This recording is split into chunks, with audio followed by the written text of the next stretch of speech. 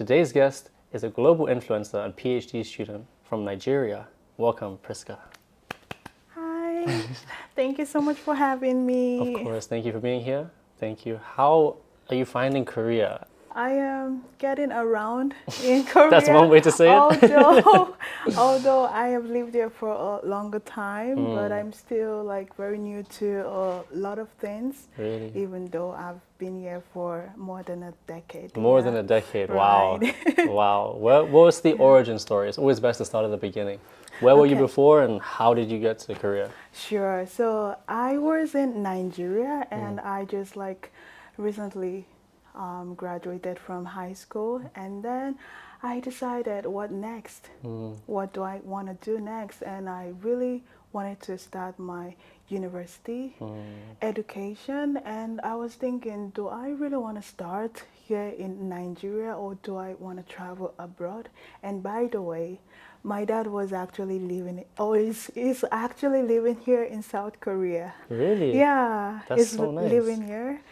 So he is more like a trader. Okay. So he actually imports lots of goods from Korea to down to Africa. So Okay, it, wow. it could be Mozambique or Nigeria or other part of African countries. So after my high school, because he was living here in South Korea, Okay. so I was like, oh, do I really want to come meet him and spend some time with him? So he actually invited me over for a few months vacation because Okay. I just recently completed my high school, and then I came to Korea, and I was just enjoying the life in Korea, the food and everything.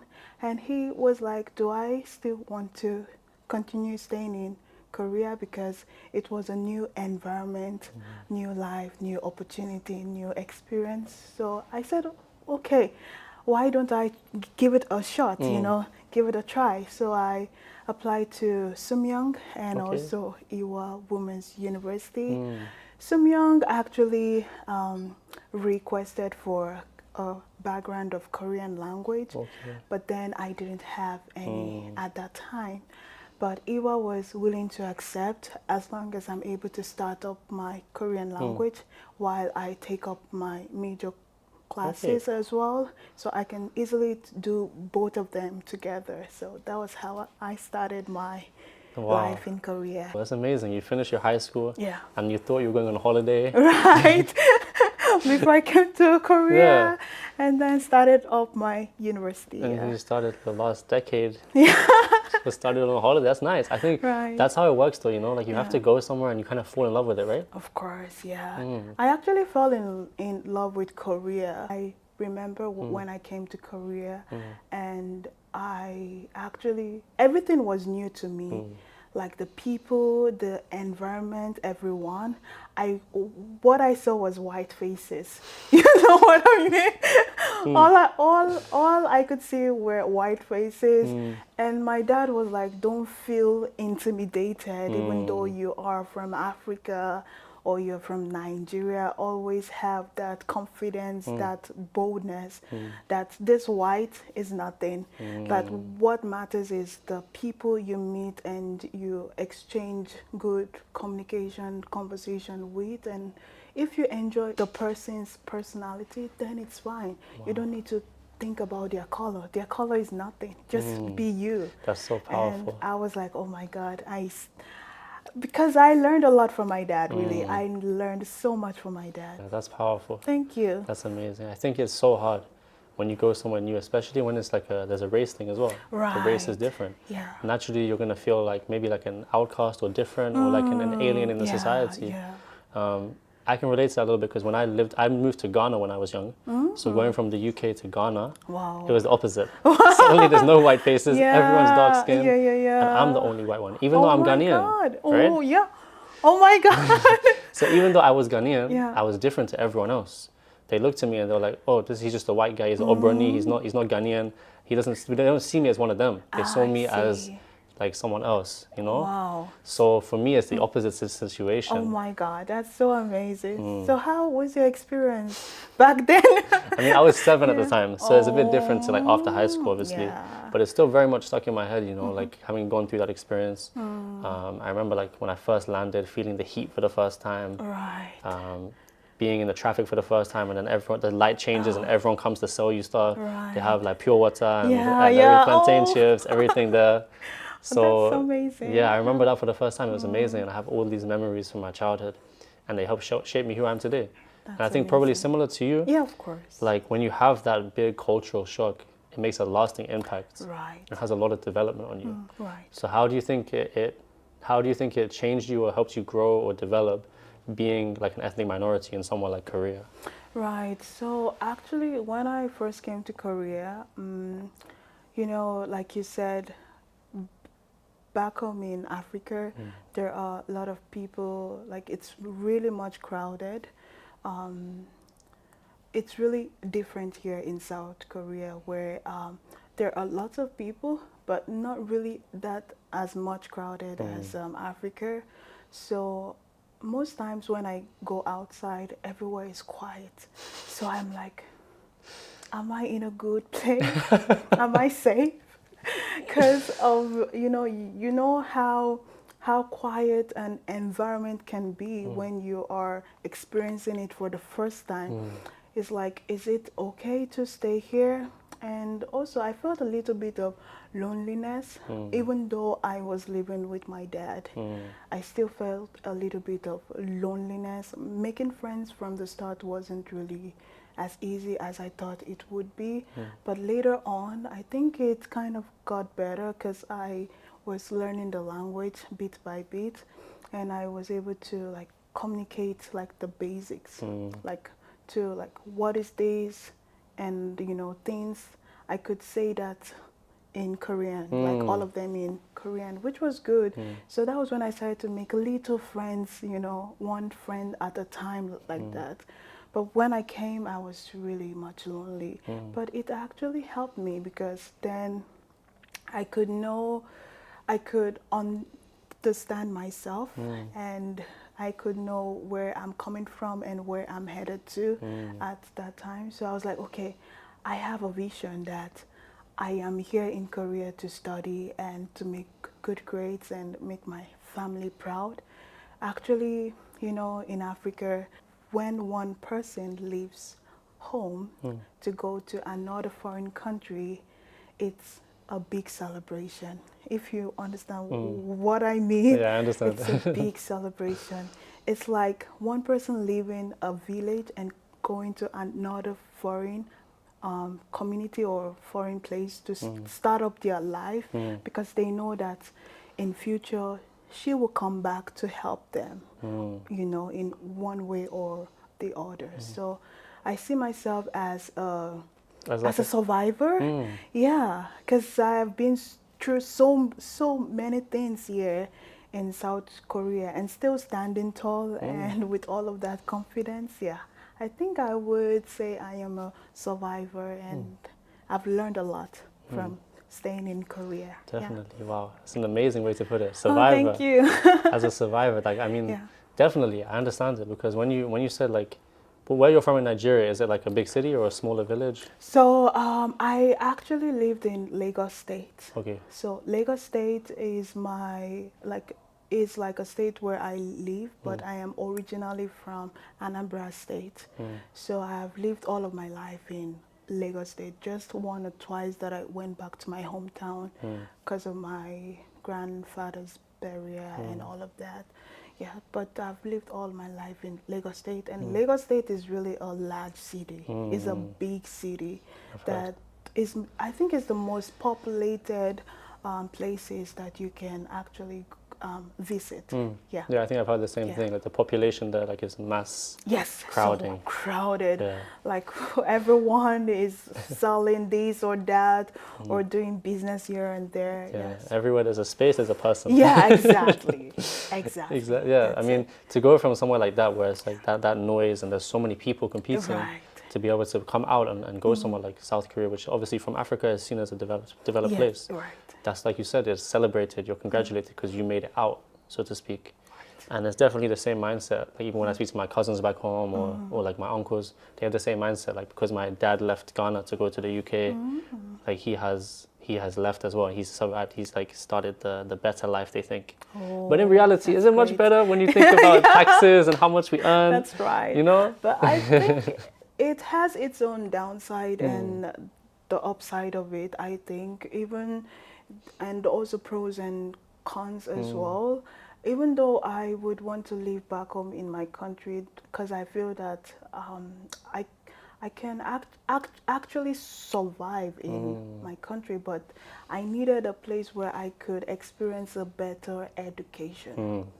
You understand what I mean? Definitely. Because my country has a good education system, but not that as great compared to South Korea, if you understand what I mean. And also there are lots of opportunities such as scholarships and all of that. So compared to my country, there are not really much scholarships. The governments are not doing much for the people. So that is something that actually like disturbs me a lot about my country, because imagine coming all over from Nigeria to South Korea to study and you're not on any scholarship, even from your hometown, and you just came to Korea to start up your education. That was it for me. I had nobody to sponsor my education except for my dad. And after that, I started to get scholarship from the school. Of course. That was due to my GPA and also other factors as well. Definitely. So, That's amazing though, like, the fact that you're able to do that without any help. Yeah. But I think like I don't want to go too much into the politics Sure, of it, but this sure. is the issue with Africa that I always talk about with my friends back home. Because I have lots of friends from Nigeria, Ghana, like Uganda, everywhere. Right. So we're always talking about the issue with Africa is that they have the resources, we have the people, Yeah. but our leaders and our government, Yeah. they don't want us to succeed. Everyone's too greedy. Yeah. The corruption is too much. It's too much. You know, my friend actually asked me, what's your dream about Nigeria? I'm like, my dream is that I hope that from many years from now, we should be, you know, at a height or at a degree to which, you know, the government can be able to help its own citizens. Because if our hospitality and everything in Nigeria is not working well, how will other people from different countries come over to Nigeria to experience the beauty about Nigeria? Except from our entertainment and film making and all of that, we have a lot to bring to the table. Like there's a whole lot Nigeria can do. But due to the fact that the government aren't doing anything or supporting its own citizens, that actually breaks my heart. So, but it's okay. Hopefully, God willing. Yeah, God willing, it's gonna get better soon. Yeah, I hope so. Yeah. I hope so. But that aside, with all of that said, Right. and these difficulties and the lack of support and help from the government and around you, you still managed to come to South Korea. You still managed to make it work. You put in the effort, you put in the work, you got the scholarships, and you ended up going to Ewha as well. That's a very prestigious school. Right. Thank you. That was amazing. So for some of the viewers back home who maybe aren't as familiar with the schools over here, tell them a little bit about Ewha and give us an insight into what life is like at the university. Sure, yeah. So Ewha is really a prestigious and a high Ivy university, and from my years of experience while studying there, I feel it's really much competitive with other students as well. Even as a foreign student, you still need to compete with Korean students in terms of like getting a good grade. I remember in my undergraduate, I was, actually, there was this class that I took and I needed to get like a 90% in order to get like an A minus. Okay. If not, I will be going down into B plus. You know, the education system is so high. Wow. So after that, that actually shifted my mindset to be able to compete Mm.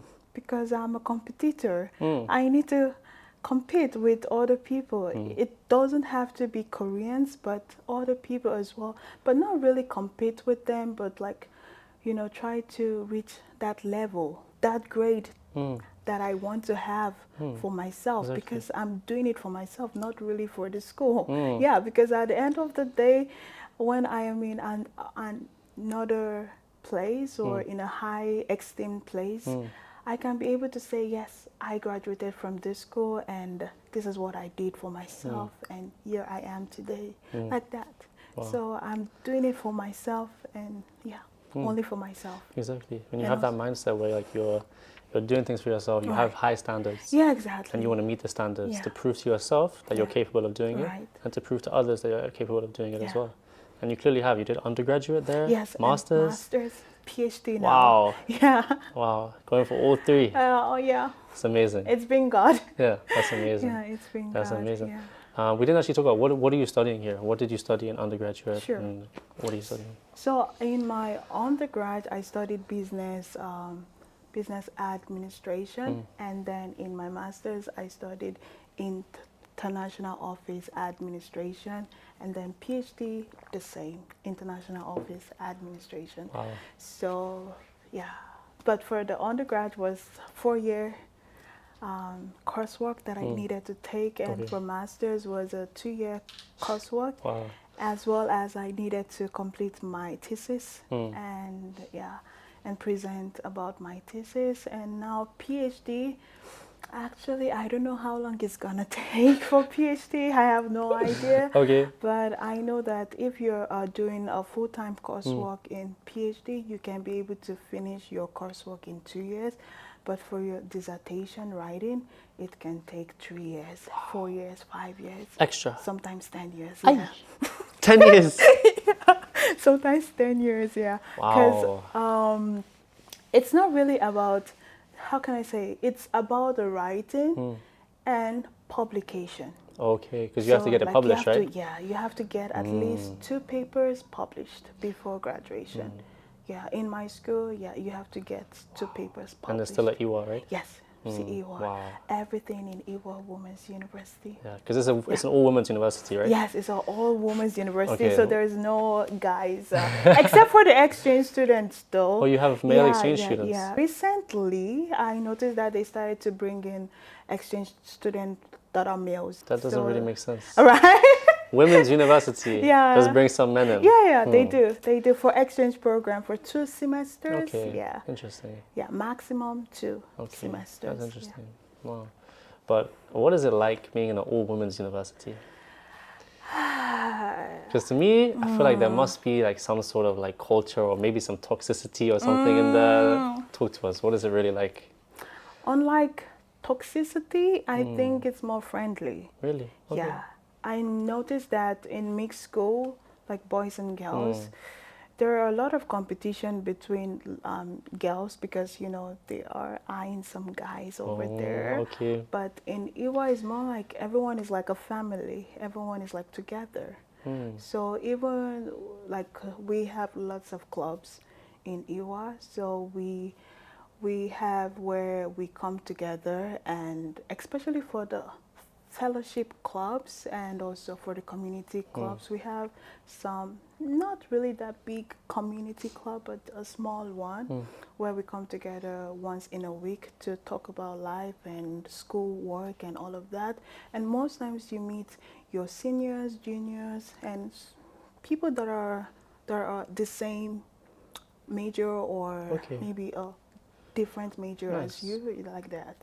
So it's more like, I would say that we are more like family, because even though it's all female, we still have that respect for ourselves. There's pros and cons to it, I think. Yeah, right. Like you said, there's definitely like, even amongst guys, when there's girls around, you know, guys will act up and try and show off, and it's likely the same way the other way around. And sometimes can be a distraction too as well if it's mixed. But if it is all girls school, there's this concentration, like female leadership. Like we want to attain that. So we want to be more like a leader, you know, and more more like in a higher place. We always dream for the best. We always say we are the best. So anytime you hear about Ewha Women's University, you know it's best. It's That's good. female university actually. Really? Yeah, Wow, it's the best women's university in South Korea. wow. Yeah, That's very cool. yeah. That's very cool. I think I like that. It's about like the mindset, like you said, women in power, you know, Yes, leadership, exactly. pushing each other to succeed and achieve goodness. That's great. So, aside from studying here and Yeah. obviously adapting to this whole society coming from Nigeria, Right. what have been some of like the best parts of being in Korea and some of the less good parts? Let's call them. I would say being in Korea, like I said, there are lots of opportunities. And also, if you want to get this opportunity, you have to be out there. You have to work hard. I noticed that Koreans, they actually prioritize working hard. Yes, even if it is to earn more money, you have to work hard. If it is to be more educated, you have to work hard and all of that. So the good side is that you have to work hard in order for you to attain anything in life. That is how I see Koreans. They are really hard workers. And if they set their mind to something, they try to make sure they finish it. And also the Pali culture as well, it's something I'm getting used to, even though I've lived here in many, like for decades. I'm trying to get used to the Pali culture because in my own country, we don't have that Pali, that rush culture. We have, our culture is more like taking everything calmly and slowly, you know. But Koreans can just call you up and say, are you ready to go out? Do you want us to hang out? And you'd be like, wait a second, wait. Do we have any plans today? And all of that, yeah. Because I have a close friend. She always like calls me out to, you know, come maybe to have a coffee and everything. And sometimes it's not planned. It's like, okay, it's more like on a hanging stage. Okay, It's not like you it's haven't not quite like we solidified the haven't plan. yet executed it or say yes sir, I have that plan, you know, or we have that plan, and all of a sudden she's like, oh, did you forget our meeting today? I'm like, okay, we didn't budget anything. For example, I noticed that back home in Nigeria, if we want to like go outside for like a restaurant or dinner kind of meeting, we plan the budget. It's not like how can I say, it's not like someone would just call us up and say, okay, come. Yeah, it's not spontaneous. It's not spontaneous, yeah. So, but in Korea, you can have this anytime. So it's not like it's not like you need to plan for it. They can just send you like the neighbor link and say, okay, this is where we can meet to have it, and you just arrive there and have it and go your both ways, you know. So that is what I notice about the culture. The culture is really fast. You have to adapt to the fastness of it. 100%. If not, even in my education system, there are some curriculums that it's being taught in school. And this curriculum, like one topic can just take one day and we'll go over to the next topic. Well, like the professor will just do it in one day. Yes, the professor will just do it one day and we'll go over to the next one. And he expects you to just like go over it at your free time when you get home. Wow. And I noticed that not many foreign students can be able to meet up with the pace of that curriculum. Someone even asked me the other day on my Instagram account, how is the education system like? I was explaining to her that it's really fast here. You have to be studying every day. And she was like, she's not that study kind of person, you know?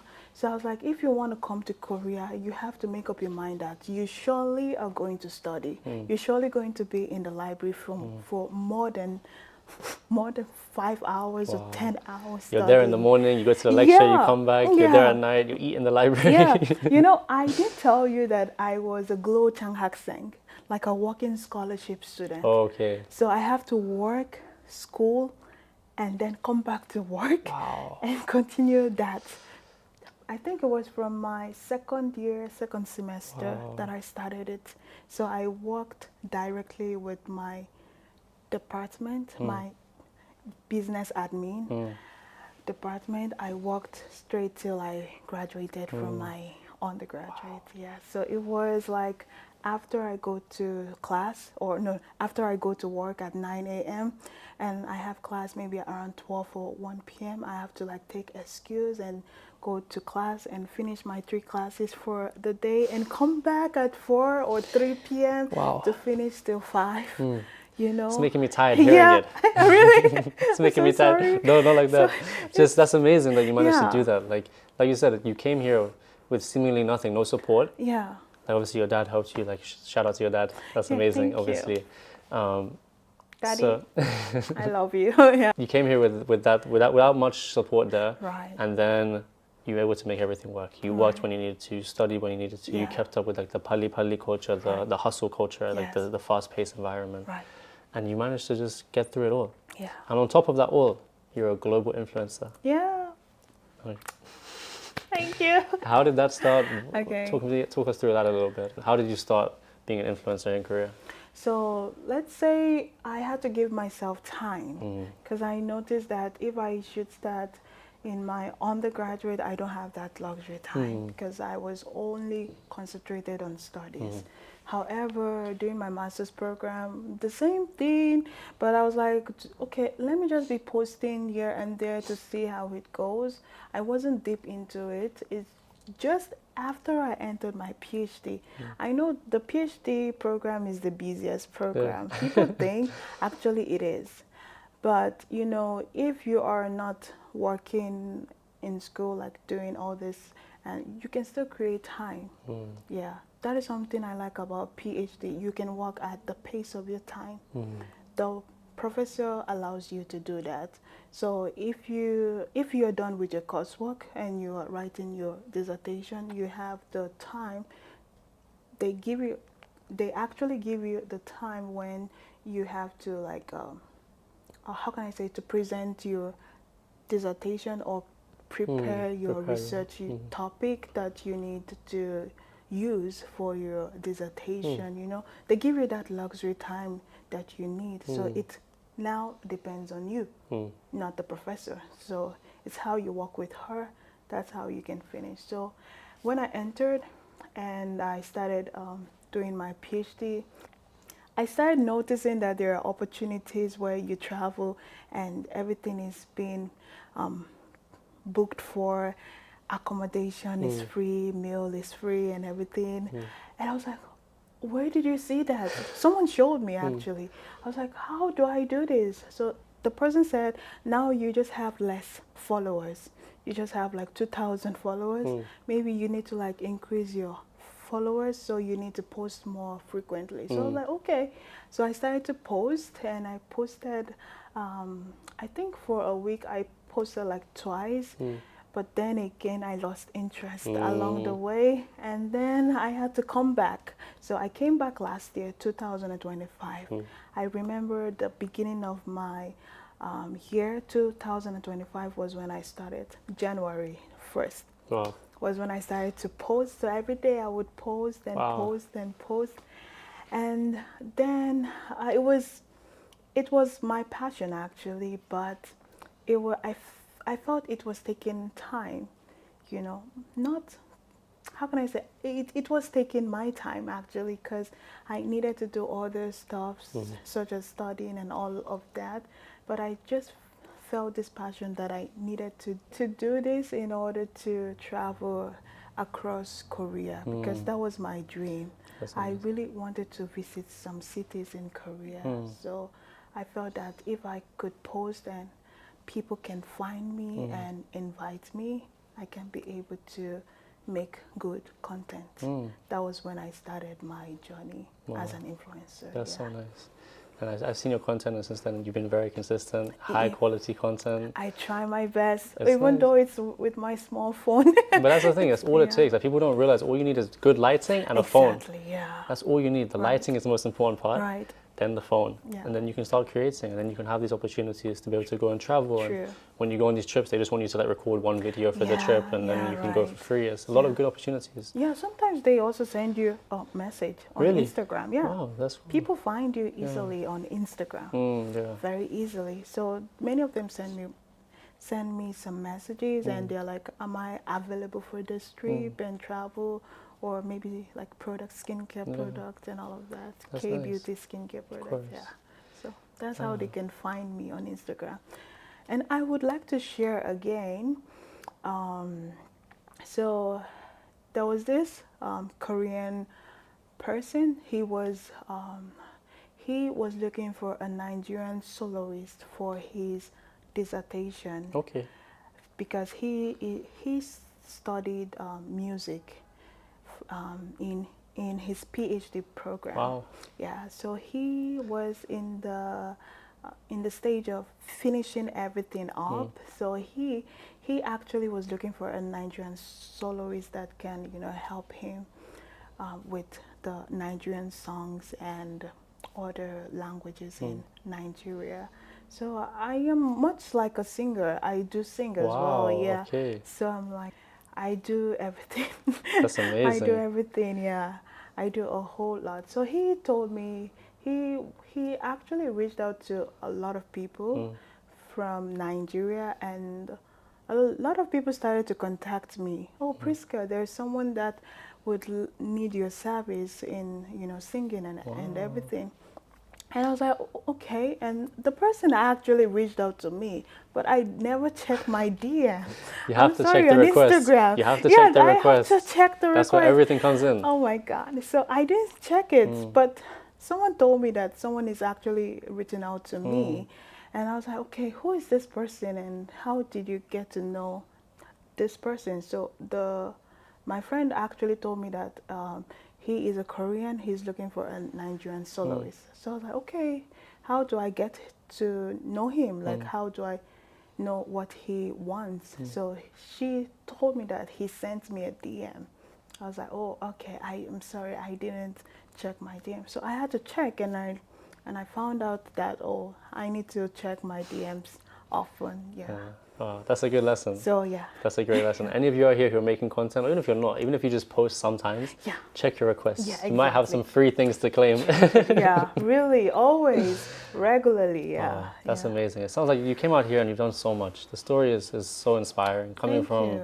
Nigeria, from Africa, amid all of that chaos, Right. finding your way, finding your peace, and achieving everything you've achieved. It's amazing. Right. And Thank you.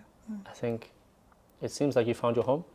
Yeah, I found my home here in Korea, even though I'm not originally a Korean, but I still consider Korea as my second home because it actually gave me lots of opportunities. It And gave you opportunities, yeah. it gave you growth growth. and everything. Yeah. And that's why it's a second home. That's what it's about. It's Right. about finding the homes. It doesn't just have to be one. Exactly. It's a very good right. point. Yeah. Obviously, we have a final tradition here on the show. Yeah. You have to give one final piece of advice to any of our listeners who may be looking for their home or feeling lost in life. What would you say to them? I would say wherever you find yourself and you feel a little lonely, or maybe you are looking for how to start up your career or anything you would want to do for your life, start with confidence. Be out there. Try to go out. Try to talk with people because you never know who you may meet along the way. And also, if you are planning to come to a foreign country and you are worried about the language and maybe the accommodation or anything, you have no problem, because as long as you have someone that is living in that country, you can be able to stay with the person for some little while before you then go out there and start making your own career and dreams. So be brave, be confident in yourself, love yourself more, and try not to be shy. Yeah, because shyness doesn't get you anywhere. It actually leaves you where you are for a long time. So try to be open and try to reach out to people, talk with people, and make your dream work. Wow. Yeah. I like That's that. what I would say. I like that. The confidence is thing. Start confident Right. and you start strong. Yes, That's a great, right. great way to say it.